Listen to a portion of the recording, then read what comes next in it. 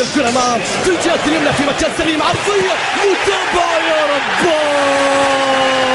أمام البطل، يبحثون عن طريق البطولة، هو البطل، هو الأسد، هو صاحب الكلمة العليا، هو من ضحى بالمال لكي يعود إلى الضوء.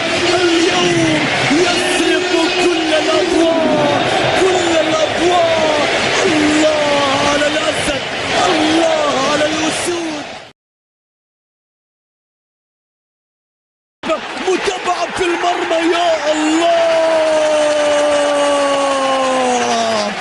ضربة أولى ومدفع أول لإعادة الهيبة، لإعادة الوقوف، لإعادة الشموخ، لإسكات الشامتين والمتربصين والمنتظرين.